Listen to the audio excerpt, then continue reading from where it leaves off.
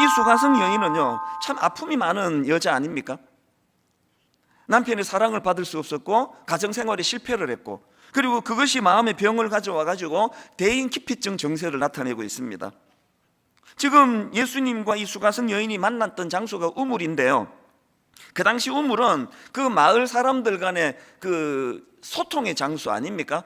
우리나라에서 그 50년대를 배경으로 한 영화 같은 데 보면은 그 개울가가 그 마을 여성들의 그 소통의 장소라는 걸 아실 거예요. 온갖 소문은 거기서 다 나오고 온갖 이야기들은 다 거기서 다 나오는 거 아닙니까?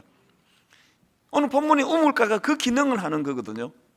그래서 마을 많은 사람들이 물길러 와서 대화를 나누고 또 뭐 남편 흉도 보고 뭐 이러면서 이제 회복을 하는 곳인데, 지금 이 여자가 물길러러 온 그 시간이 그 본문 6절에 보니까 제6시, 이게 지금으로 말하면 낮 12시예요.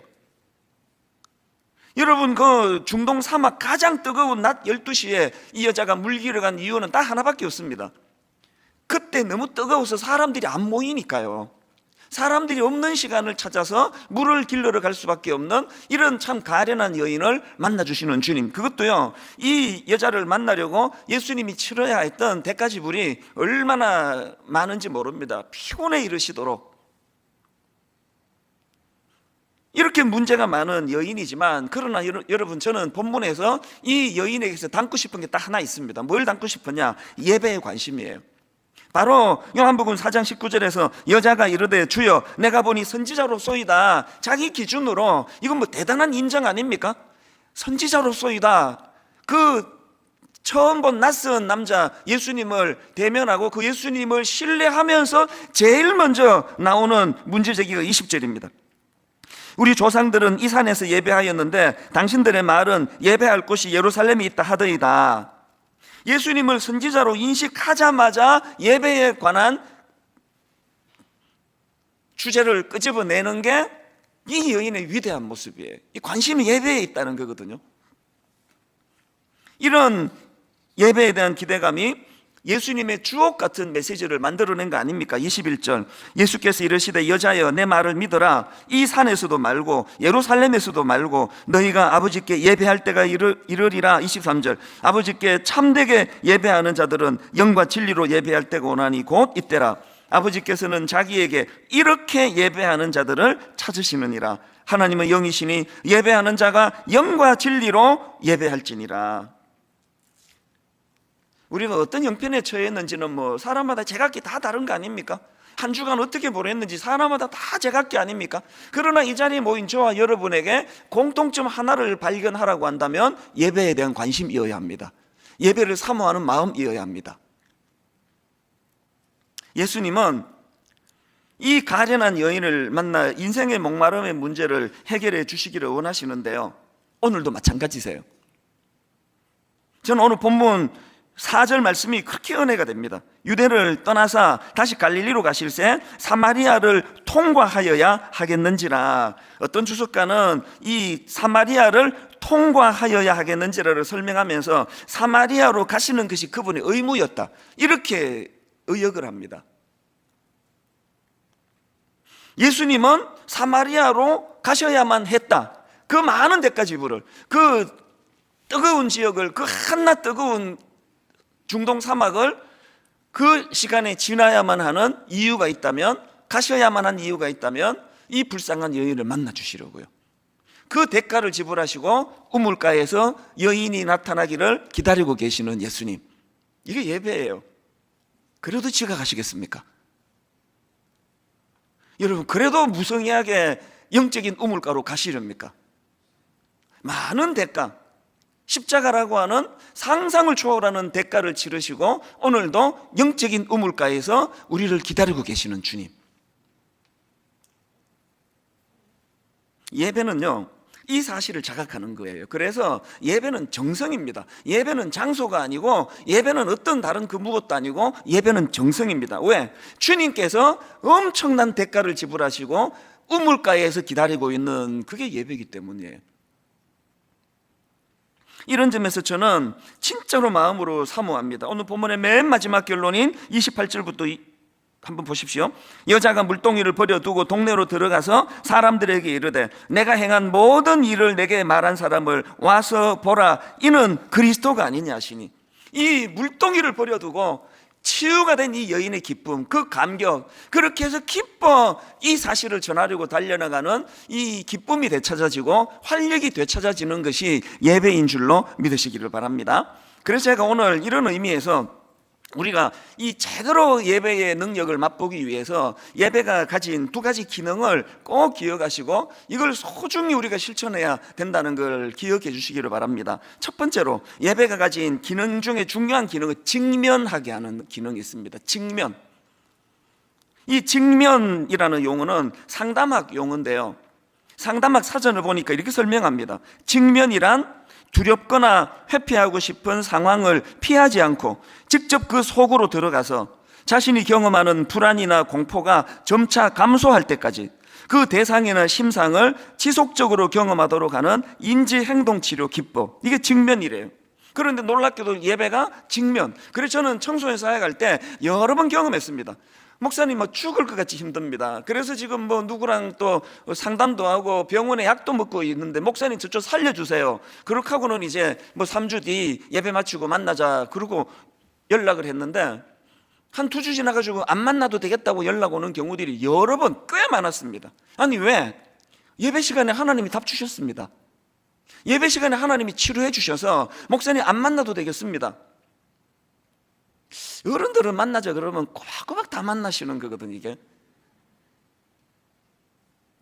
오늘 여러분 이 직면하게 하시는 주님, 그래서 내면에 이 여인처럼 사람 만날까 봐. 왜? 사람 만나서 물을까 봐. 네 남편 어떻게 됐느냐? 애는 없니? 사람이 자기의 주변 사람들이 자기의 내면에 대하여 끄집어낼까 봐. 그래서 두려워 아무도 물길로 오지 않는 한낮에 물을 기를 수밖에 없는 이 여인에게 예수님은 그를 그 내면의 그 고통의 아픈 것들을 끄집어내기를 원하세요. 그래서요 13절 14절입니다.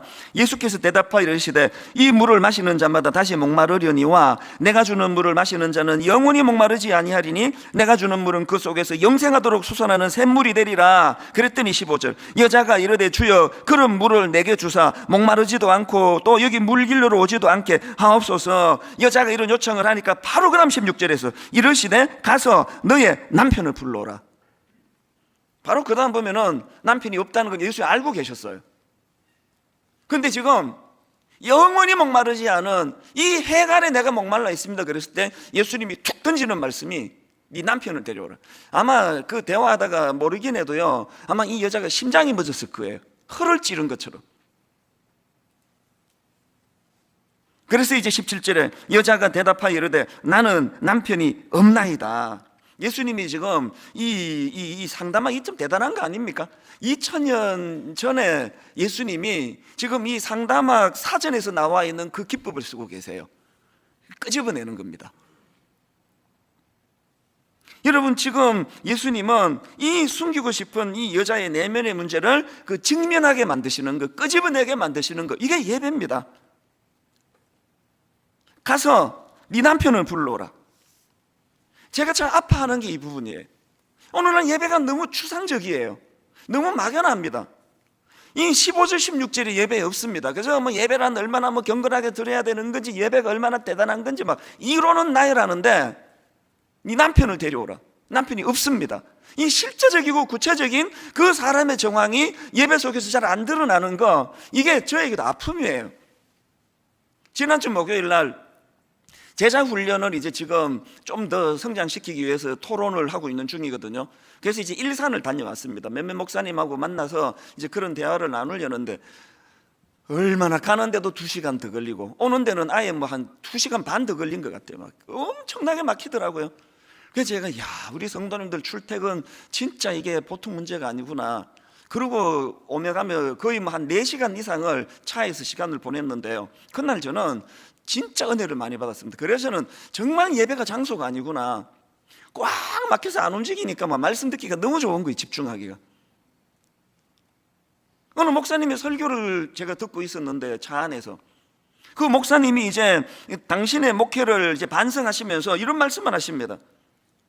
이분이 이제 그 성경에 나와 있는 예수님을 쭉 관찰하다가 보니까 예수님께서는 천국에 대한 이야기가 아니라 가는 곳마다 천국을 나누어 주고 계시더라는 겁니다. 병든 자를 고쳐주시고, 귀신을 쫓아내시고, 배고픈 자를 먹이시고, 죄인을 용서하시고, 환난당한 자에게 평안을 주시고.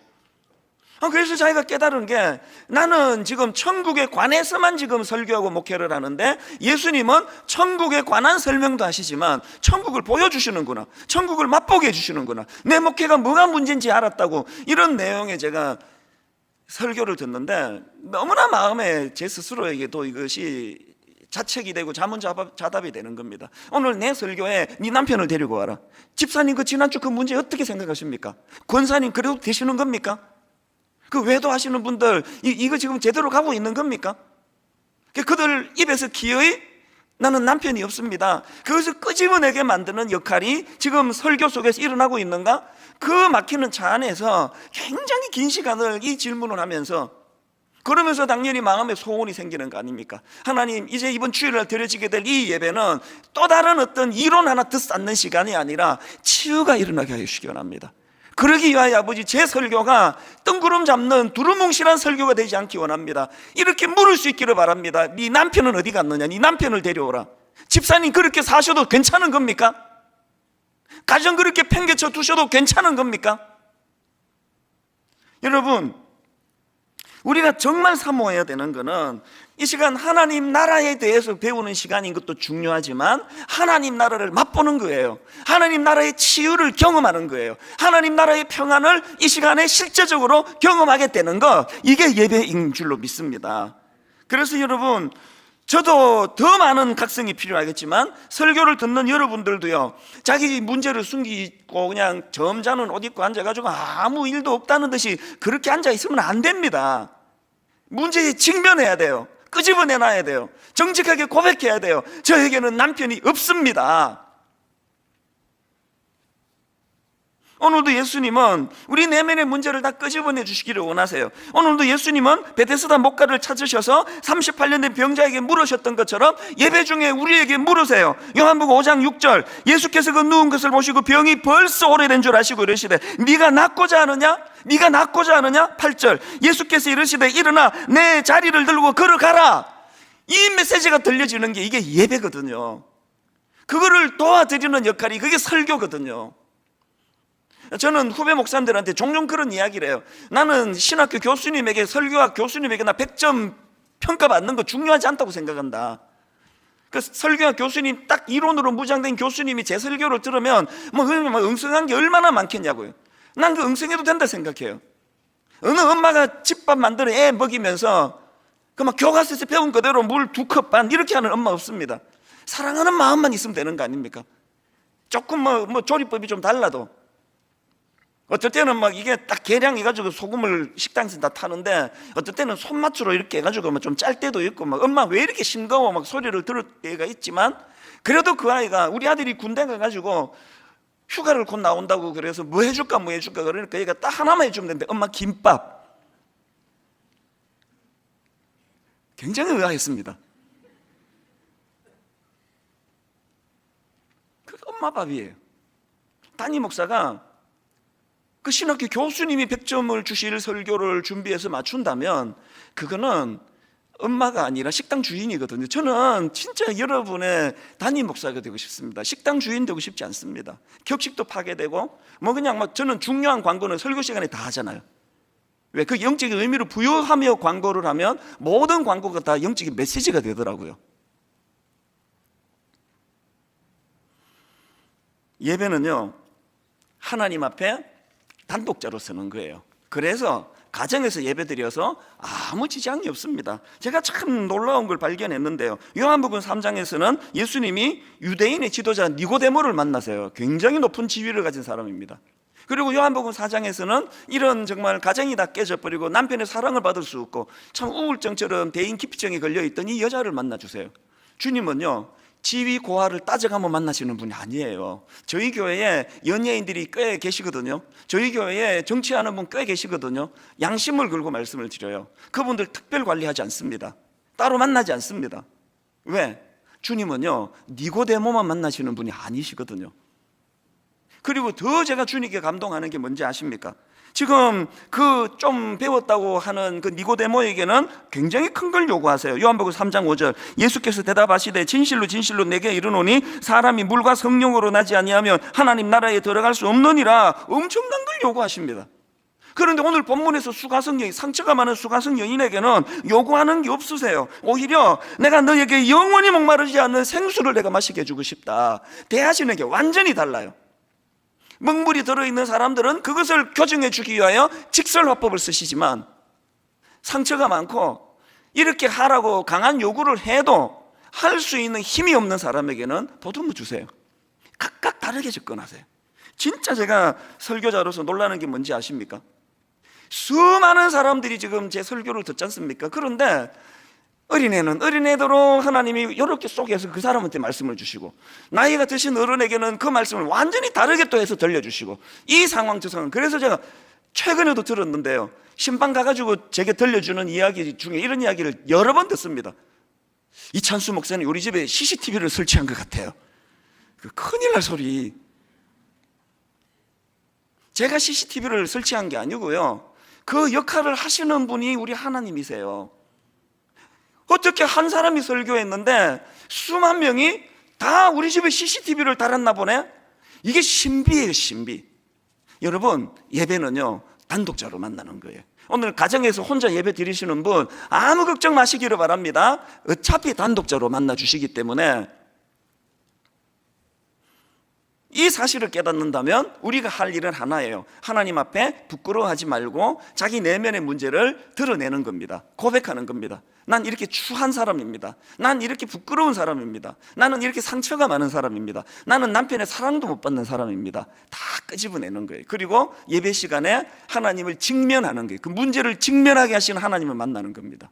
그래서 늘 예배를 생각하면 직면이라는 단어를 머릿속에 담으셔야 되고요. 그런가 하면 두 번째로 예배가 가진 기능이 뭐냐, 이 삶의 활력이 회복되는 것까지가 예배의 결과물이라는 걸 아셔야 됩니다. 오늘 이 적극적인 사명자로 변신한 이 여인을 보면서 제가 그동안에 이 포커스를 좀 여기에다가 두지를 못했다는 걸 발견했는데요, 이 여인의 변화를 28절입니다. 여자가 물동이를 버려두고 동네로 들어가서 사람들에게 이르되 내가 행한 모든 일을 내게 말한 사람을 와서 보라. 그는 그리스도가 아니냐 하니, 더 중요한 건 30절입니다. 결과 그들이 동네에서 나와 예수께로 오더라. 이 여인의 영향력이 생긴 거예요. 손가락질하고 가정이 깨진 여자, 지금 있는 남자도 남편이 아닌 동거하는 여자, 주변 사람들이 비난이 많아 피해 다니던 이 여자가 영향력이 생겼습니다. 치유받는 정도가 아니에요. 존재감이 없던 이 여인에게 사람들에게 영향력, 제가 딱 영적으로 제가 우물가 여인이에요. 제가 지금 이렇게 많은 사람들이 설교를 듣는 거 보면 내 인생인데 내 인생이 믿어지지가 않아요. 아니 어떻게 내가 이렇게 됐지? 내 몸 하나 간수하기도 힘들었는데. 이 예배의 능력이에요. 제 능력이 아닙니다. 날 만나주신 주님의 능력이세요. 여러분, 나이가 들면 들수록 흐하고 뭔가 빠져나간 빈 주먹처럼 느껴지는, 이렇게 되기가 쉬운 게 이게 이 세상의 어른들이라면, 오늘 이 이른 아침에 예배하는 너무너무 귀하신 우리 어른들, 세월이 갈수록 영적으로 영향력이 풍성해지기를 주님 이름으로 축원합니다. 영향력을 가지실 수 있는 거예요. 이번 추석에 제가 그 나훈아 쇼, 그 딱 TV를 켰더니 나훈아 쇼를 이제 시작을 했더라고요. 바로 채널을 돌렸습니다. 왜냐? 전 나훈아 별로 안 좋아해요. 난 남진을 좋아해요. 그리고는 뭐 안 봤거든요.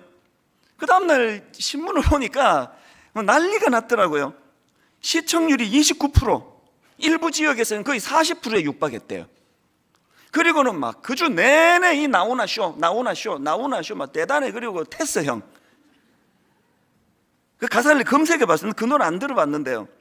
아, 테스 형, 이 좀 코미디 같아. 테스가 누구야 그랬더니 소크라테스랍니다. 테스 형, 세상이 왜 이래? 왜 이렇게 힘들어? 그 신문을 저는 한 4-5개를 보거든요. 다 다루었더라고, 다. 이 코미디 같은 이 가사, 테스 형, 세상이 왜 이래? 왜 이렇게 힘들어? 야, 이 나훈아 쇼가 대단하네, 볼 걸 그랬더니 또 중계를 안 해준다네. 또 이건 더 이상.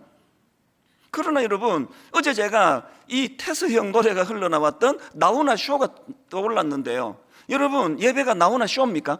이날 전국의 40% 가까운 28%의 국민들이 그것을 보고 태스형, 맞아, 세상이 왜 이렇게 힘들어, 힐링이 되고 치유가 됐다고 한다고 해서 이게 예배입니까?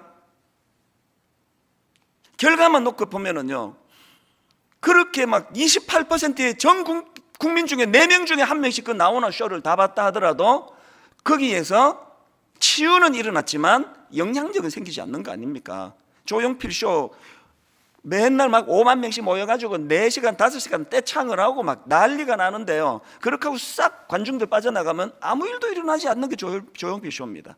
오늘 우리 예배가 지금 이 나훈아 쇼하고 조용필 쇼하고 비슷해가는 거 아닙니까? 그래서 난 위로를 좀 받았어. 우리 목사님 예화가 너무 와닿았어. 막 그냥 너무너무 많이 울었어. 그거는요, 그렇게만 끝나면은 이거는 나훈아 쇼예요. 예배는 내가 얼마나 마음이 뜨거웠는지 몰라가 아니에요. 예배는 하나님을 만나 내 문제를 직면하는, 그리고 그 문제로 치유받아서 영향력이 회복되는. 그래서 제가 지난 목요일 날, 여러분, 기독교라는 주님이 나타나시는 바로 그것입니다. 단조로운 일상 가운데 갑자기 예상치도 못하게 놀랍게 주님이 우리를 만나 주십니다. 우리의 삶과 시각을 송두리째 바꾸어 놓는 말씀을 주십니다. 결론, 우리가 전혀 생각하지도 못했던 수준에 우리를 올려놓으십니다. 여러분이 전혀 예상하지 못한 그 놀라운 수준으로 올려놓으시는 그 주님을 경험하지 못한다면 그거는 나훈아 쇼지 예배가 아닙니다. 사실 지난 주일에요, 이 급체를 저는 잘 안 해요. 정기검진했더니 제 위장이요 30대 위장이래요. 저는 뭐 체하고 이런 거 없는데요, 지난 주일날 진짜 오랜만에 급체가 왔어요. 여기에 뭐가 딱 막혀가지고 두통이 오기 시작하고 열이 나고 한 3일을 고생했거든요. 왠지 아십니까? 일만성도 파수 운동이 선포되고 순장님들이 또 우리 성도님들이 이제 이동을 못한다는 말에 대해서 이제 마음이 너무 상하고 저한테 격하게 메일이 오고 그러니까 마음이 두려운 거예요. 하나님, 일만성도 파송 운동이 이렇게 성도들을 불안하게 하고 이렇게 성도들을 흔들어 놓는 방식으로 가면 안 되는데 하나님 능력이 좀 필요합니다. 너무 그 신경을 썼더니 급체가 온 거예요. 꽉 막혀 있는데 열은 나는데 마음이 두려운 거예요.